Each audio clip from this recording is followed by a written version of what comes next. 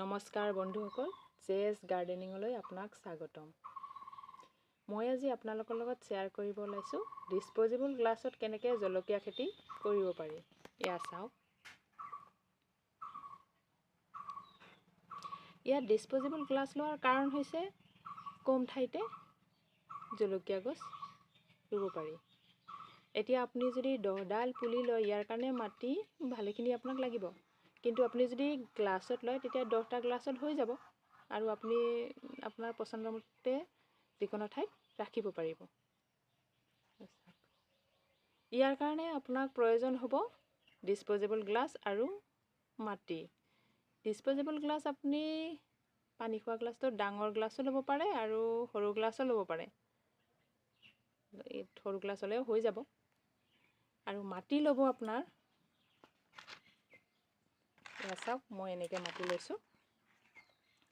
এয়া বাগিচাৰ কাৰণে ৰখা মাটি, এয়া শুকান গোবৰ আৰু এয়া বালি। এতিয়া শুকান গোবৰ এনেকুৱা ল'ব, আপুনি গোবৰটো শুকাই মানে গন্ধ নথকাটো লৈ ল'ব। আৰু ইয়াৰ অনুপাতটো হৈছে এইটো 50% ল'ব, বাগিচাৰ মাটি 50% ল'ব, গোবৰ আপোনাৰ 30% ল'ব আৰু বালি আপোনাৰ 20% ল'ব। বালিটো আমি ড্ৰেইনেজৰ কাৰণে লওঁ, মানে পানী ওলাই যাবৰ কাৰণে। এই গোটেইখিনি মিশ্ৰণ এটা বনাই আপুনি গ্লাছত ৰাখিলে হৈ যাব। এতিয়া আহিল আপোনাৰ পুলিৰ কথা। মই এইটো বজাৰত ওলোৱা পুলিহে লগাইছোঁ। আপুনি ঘৰত পুলি বনায়ো লগাব পাৰে।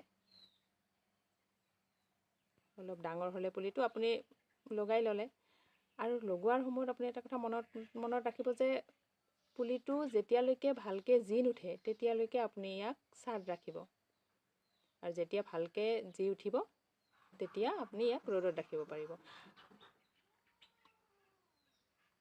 জলকীয়া গছক সাধাৰণতে ৰ'দ লাগে। আপুনি ইয়াক 3-4 ঘণ্টা ৰ'দ পৰা ঠাইত ৰাখিলে হ'ল। তেতিয়া আপোনাৰ পুলিটো ভালে থাকিব আৰু গ্ৰ'থ ভাল হ'ব। আৰু আপুনি পানী দি থাকিব। পানীটো এইকাৰণে, কাৰণ মাটিটো আপোনাৰ সেমেকি থাকিব লাগিব। যেতিয়া সেমেকি থাকিব তেতিয়া গছপুলিটো ভাল হ'ব আৰু আপোনাৰ ফলো আহিব। সেইটোৱে।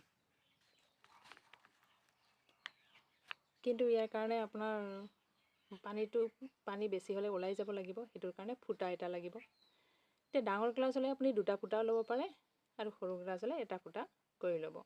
তেতিয়া পানীটো নাথাকিব আৰু বালিৰ কাৰণে পানীটো ওলাই যাব। কেৱল মাত্ৰ আপুনি ফুটা কৰি দিব। ইয়াত চাওক, ইয়াত কোনোবা গছডালত 2টা লাগিছে, কোনোবাত এটা লাগিছে। ইয়াত চাওক, ইয়াত 2টা লাগিছে, এইটো এটা, এইটো এটা, আৰু এইডালত এটাই লাগিছে।